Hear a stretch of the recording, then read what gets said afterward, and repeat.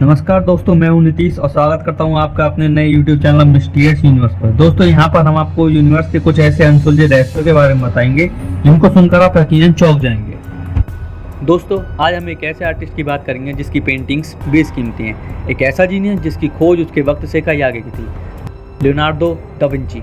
दोस्तों, Leonardo da Vinci ने दुनिया की कुछ सबसे मिस्टीरियस पेंटिंग्स बनाई हैं, जिनमें से है Mona Lisa, lady with ermine, the Salvator Mundi. लेकिन बहुत से लोगों का ये भी मानना था कि लियोनार्डो विंची को एलियन से प्रेरणा मिल रही थी। उनकी हर पेंटिंग्स में कोई ना कोई गहरा राज छुपा हुआ था। लियोनार्डो दी सैर पिएरो दा विंची का जन्म 15 अप्रैल 1452 को एक जमींदार और उसकी नौकरानी की नाजायज औलाद के रूप में हुआ था। ये विंची इटली के रहने वाले थे। अगर किसी बच्चे को उसके पिता का नाम नहीं मिलता तो उसके शहर का नाम उसका लास्ट नेम बन जाता। जब वो टीनेजर थे तो वो पास के फ्लोरिडा शहर में जाके बस गए थे। विंची ने फ्लोरिडा के मशहूर पेंटर अंद्रिया वेलवेरो के स्टूडियो में ही पेंटिंग सीखी थी और ज़्यादातर उन्होंने खुद से ही सीखा था। लेकिन दा विंची के बारे में दिलचस्प और हैरान करने वाली बात यह है कि उनकी ज़िंदगी के 2 साल गायब हैं। ऐसा लगता है कि जैसे वो 2 साल तक इस दुनिया से ही गायब हो गए थे। 1476 से लेकर 1478 तक इन 2 सालों तक लियोनार्डो दा विंची की ज़िंदगी का कोई सबूत नहीं मिलता।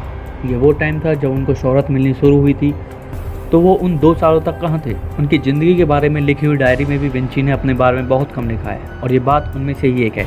विंची की लिखी हुई डायरी और बड़े बड़े साइंटिस्ट मानते हैं कि विंची की ज़िंदगी के मिसिंग 2 साल उन्होंने गुफा में बिताए थे।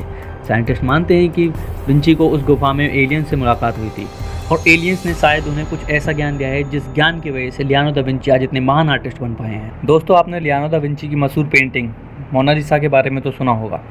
वो लियोनार्डो दा विंची की मिस्टीरियस पेंटिंग्स में से एक है। लेकिन आज हम लियोनार्डो दा विंची की कुछ और मिस्टीरियस पेंटिंग्स के बारे में बात करेंगे।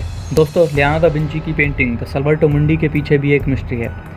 आप इस पेंटिंग के फेस को अगर ध्यान से देखें तो ऐसा लगेगा जैसे इसके आंखें आपको ही देख रही हैं और चेहरे पर मोनालिसा जैसे एक हल्की सी स्माइल है। लेकिन मेन बात ये नहीं है दोस्तों।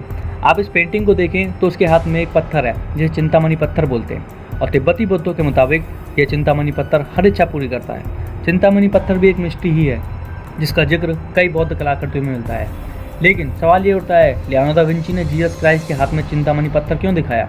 बौद्ध लेखों में चिंतामणि पत्थर को इच्छा पूरी करने वाला क्रिस्टल फेयर बताया गया है और वो आमतौर पर बौद्ध सपूतों और ज्ञान प्राप्त गुरुओं के हाथ में ही दिखाया जाता है। लेकिन लियोनार्डो दा विंची ने चिंतामणि पत्थर जीसस क्राइस्ट के हाथ में क्यों दिखाया?